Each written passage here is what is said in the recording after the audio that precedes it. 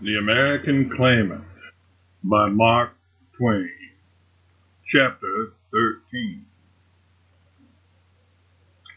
The days drifted by, and they grew ever more dreary. For Barrow's efforts to find work for Tracy were unavailing. Always the first question asked was, "What union do you belong to?" Tracy was obliged to reply that he didn't belong to any trade union. "Very well, then, it's impossible to employ you. My men wouldn't stay with me if I should employ a scab or rat or whatever the phrase was." Finally, Tracy had a happy thought. He said, "Why, the thing for me to do, of course, is to join the trade union." "Yes," Barrow said, "that is the thing for you to do, if you can." "If I can? Is it difficult?" "Well, yes," Barrow said. "It's sometimes difficult, in fact, very difficult. But you can try, and of course it will be best to try." Therefore, Tracy tried. But he did not succeed. He was refused admission with a good deal of promptness, and was advised to go back home where he belonged, not come here taking honest men's bread out of their mouths. Tracy began to realize that the situation was desperate, and the thought made him cold to the marrow. He said to himself, "So there is an aristocracy of position here, and an aristocracy of prosperity, and apparently there is also an aristocracy of the ins as opposed to the outs, and I am with the outs. So the ranks grow daily here. Plainly, there are all kinds of castes here, and only one that I belong to, the outcast." But he couldn't even smile at his small joke, although he was obliged to confess that he had a rather good opinion of it. He was feeling so defeated and miserable by this time that he could no longer look with philosophical complacency on the horseplay of the young fellows in the upper rooms at night. At first it had been pleasant to see them unband and have a good time after having so well earned it by the labors of the day. But now it all rasped upon his feelings and his dignity. He lost patience with the spectacle. When they were feeling good, they shouted, they scuffled, they sang songs, they romped about the place like cattle, and they generally wound up with a pillow fight, in which they banged each other over the head and threw the pillows in all directions. And every now and then he got a buffet himself, and they were always inviting him to join in. They called him Johnny Bull, and invited him with excessive familiarity to take a hand. At first he had endured all this with good nature, but latterly he had shown by his manner that it was distinctly distasteful to him, and very soon he saw a change in the manner of these young people toward him. They were souring on him as they would have expressed it in their language. He had never been what might be called popular. That was hardly the phrase for it. He had merely been liked, but now dislike for him was growing. His case was not helped by the fact that he was out of luck, couldn't get work, didn't belong to a union, and couldn't gain admission to one. He got a good many slights of that small, ill-defined sort that you can't quite put your finger on, and it was manifest that there was only one thing which protected him from open insult, and that was his muscle.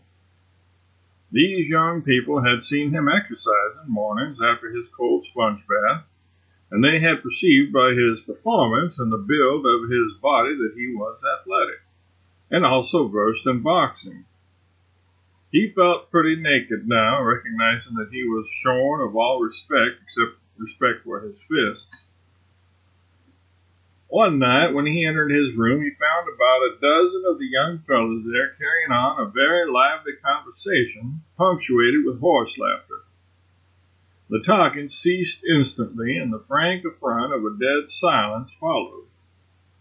He said, "Good evening, gentlemen," and sat down. There was no response. He flushed to the temples, but forced himself to maintain silence. He sat there in this uncomfortable stillness some time, then got up and went out.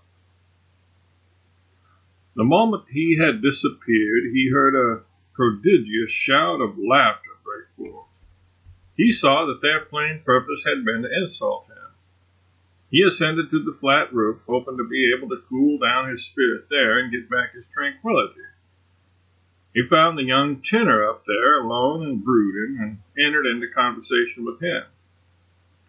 They were pretty fairly matched now in unpopularity and general ill luck and misery, and they had no trouble in meeting upon this common ground with advantage and something of comfort to both. But Tracy's movements had been watched, and in a few minutes the tormentors came straggling one after another to the roof, where they began to stroll up and down in an apparently purposeless way. But presently they fell to dropping remarks that were evidently aimed at Tracy, and some of them at the tinner. The ringleader of this little mob was a short-haired bully and amateur prize fighter named Allen, who was accustomed to lording it over the upper floor, and had more than once shown a disposition to make trouble with Tracy. Now there was an occasional catcall and hootings and whistlings, and finally the diversion of an exchange of connected remarks was introduced. How many does it take to make a pair? Well, two generally makes a pair, but sometimes there ain't stuff enough in them to make a whole pair. General laugh. What were you saying about the English a while ago? Oh, nothing. The English are all right, only What was it you said about them? Oh, I only said they swallow well. Swallow better than other people? Oh, yes, the English swallow a good deal better than other people. What is it they swallow best? Oh, insults. Another general laugh. Pretty hard to make 'em fight, ain't it? No, 'tain't hard to make 'em fight. Ain't it really? No, 'tain't hard, it's impossible. Another laugh. This one's kind of spiritless, that's certain. Couldn't be the other way in his case. Why? Don't you know the secret of his birth? No, has he got a secret of his birth? You bet he has. What is it? His father was a wax figure. Allen came strolling by where the pair were sitting, stopped, and said to the tinner, How are you off for friends these days? Well enough off. You got a good many? Well, as many as I need. A friend is valuable sometimes as a protector, you know. What do you reckon would happen if I was to snatch your cap off and slap you in the face with it?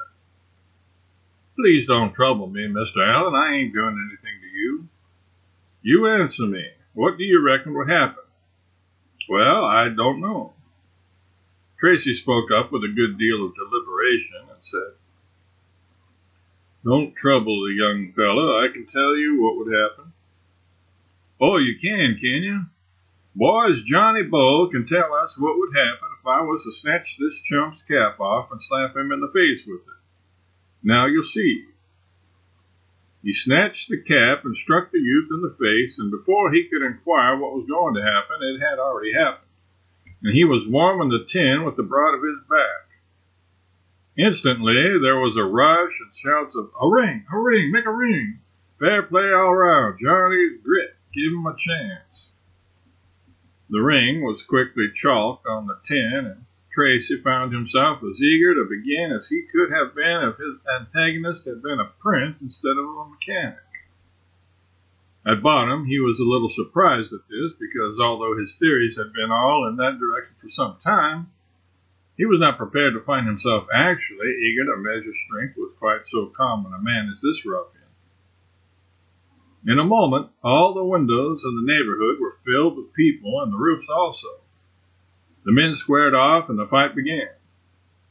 But Allen stood no chance whatever against the young Englishman. Neither in muscle nor in science was he his equal. He measured his length on the tin time and again. In fact, as fast as he could get up, he went down again. And the applause was kept up in liberal fashion from all the neighborhood around. Finally, Allen had to be helped up. Then Tracy declined to punish him further, and the fight was at an end. Allen was carried off by some of his friends in a very much humbled condition, his face black and blue and bleeding. And Tracy was at once surrounded by the young fellows who congratulated him and told him that he had done the whole house a service, and that from this out Mr. Allen would be a little more particular about how he handled slights and insults and maltreatment around amongst the boarders. Tracy was a hero now and exceedingly popular. Perhaps nobody had ever been quite so popular on that upper floor before. But if being discountenanced by these young fellows had been hard to bear, their lavish commendations and approval and hero worship were harder still to endure. He felt degraded, but he did not allow himself to analyze the reasons why too closely. He was content to satisfy himself with the suggestion that he looked upon himself as degraded by the public spectacle which he had made of himself, fighting on a tin roof for the delectation of everybody a block or two around. But he wasn't entirely satisfied with that explanation of it. Once he went a little too far and wrote in his diary that his case was worse than that of the prodigal son. He said the prodigal son merely fed swine, he didn't have to chum with them. But he struck that out and said, "All men are equal. I will not disown my principles. These men are as good as I am." Tracy was become popular on the lower floors also. Everybody was grateful for Allen's reduction to the ranks, and for his transformation from a doer of outrages to a mere threatener of them. The young girls, of whom there were half a dozen, showed many attentions to Tracy, particularly that boarding-house pet Hattie, the landlady's daughter. She said to him very sweetly, "I think you're ever so nice." And when he said, "I'm glad you think so, Miss Hattie," she said still more sweetly, "Don't call me Miss Hattie, call me Puss." Here was promotion. He had struck the summit. There were no higher heights to climb in that boarding house. His popularity was complete. In the presence of people, Tracy showed a tranquil outside, but his heart was being eaten out of him by distress and despair. In a little while he should be out of money, and then what should he do? He wished now that he had borrowed a little more liberally from that stranger's store. He found it impossible to sleep. A single torture and terrifying thought went racking round and round in his head, wearing a groove in his brain. What should he do? What was to become of him? And along with it he began to intrude something presently which was very like a wish that he had not joined the great and noble ranks of martyrdom, but had stayed at home and been content to be merely an earl and nothing better, with nothing more to do in this world of a useful sort than an earl finds to do. But he smothered that part of his thought as well as he could. He made every effort to drive it away, and with fair success, but he couldn't keep it from intruding a little now and then, and when it intruded it came suddenly and nipped him like a bite, a sting, a burn. He recognized that thought by the peculiar sharpness of its pang. The others were painful enough, but that one cut to the quick when it came. Night after night he lay tossing to the music of the hideous snoring of the honest breadwinners until 2 and 3 o'clock in the morning, then got up and took refuge on the roof, where he sometimes got a nap and sometimes failed entirely.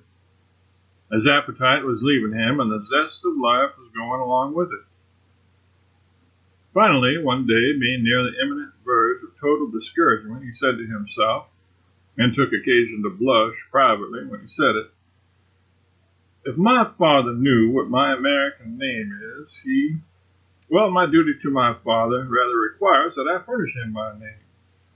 I have no right to make his days and nights unhappy. I can do enough unhappiness for the family all by myself. Really, he ought to know what my American name is."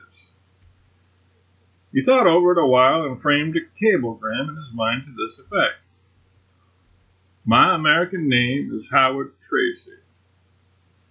That wouldn't be suggesting anything. His father could understand that as he chose, and doubtless he would understand it as it was meant as a dutiful and affectionate desire on the part of a son to make his old father happy for a moment. Continuing his train of thought, Tracy said to himself, but if he should cable me to come home, I couldn't do that. I mustn't do that. I've started out on a mission, and I mustn't turn my back on it in cowardice. No, I couldn't go home. At least I shouldn't want to go home. After a reflective pause, well, maybe, perhaps, it would be my duty to go in the circumstances. He's very old, and he does need me by him to stay his footsteps down the long hill that inclines westward toward the sunset of his life. Well, I'll think about that. Yes, of course, it wouldn't be right to stay here. Well, perhaps I could just drop him a line and put it off a little while and satisfy him in that way. It would mar everything to have him require me to come instantly. Another reflective pause. Then, and yet if he should do that, I don't know, but, oh dear me, home, how good it sounds. And a body is excusable for wanting to see his home again now and then anyway. He went to one of the telegraph offices in the avenue and got the first end of what Barrow called the usual Washington courtesy, where they treat you as a tramp until they find out you're a congressman, and then they slobber all over you. There was a boy of 17 on duty there, tying his shoes. He had his foot on a chair and his back turned toward the wicket. He glanced over his shoulder, took Tracy's measure, turned back, and went on tying his shoes. Tracy finished writing his telegram and waited, still waited, and still waited for that performance to finish. But there didn't seem to be any finish to it. So finally Tracy said, "Can't you take my telegram?"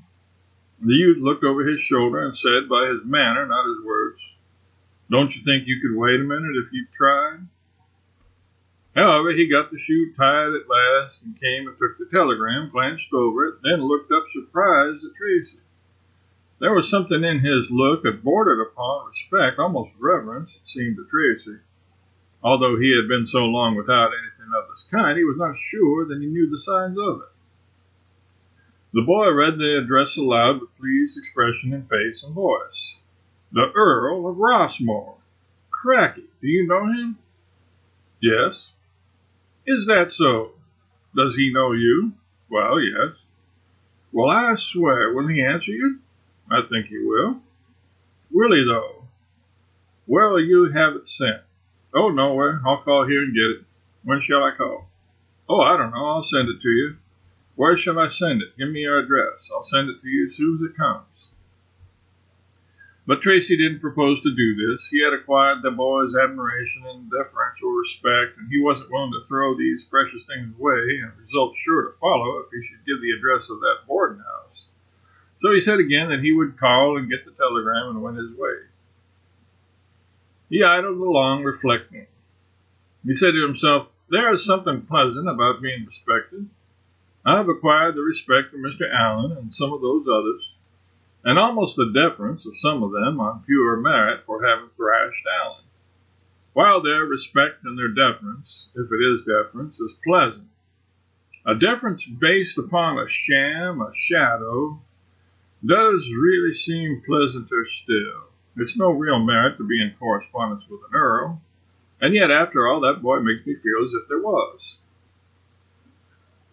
The cablegram was actually gone home. The thought of it gave him an immense uplift. He walked with a lighter tread. His heart was full of happiness. He threw aside all hesitances and confessed to himself that he was glad through and through that he was going to give up this experiment and go back to his home again. His eagerness to get his father's answer began to grow now, and it grew with marvelous celerity after it began. He waited an hour, walking about, putting in his time as well as he could, but interested in nothing that came under his eye, and at last he presented himself at the office again and asked if any answer had come yet. The boy said no answer yet. then glanced at the clock and added, "I don't think it's likely you'll get one today." "Why not?" "Well, you see, it's getting pretty late. You can't always tell whereabouts a man is, and he's on the other side, and you can't always find him just the minute you want him. And you see, it's getting about 6 o'clock now, and over there it's pretty late at night." "Why, yes," said Tracy, "I hadn't thought of that." "Yes, pretty late now, 10:30 or 11. Oh, yes, you probably won't get any answer tonight." End of chapter 13.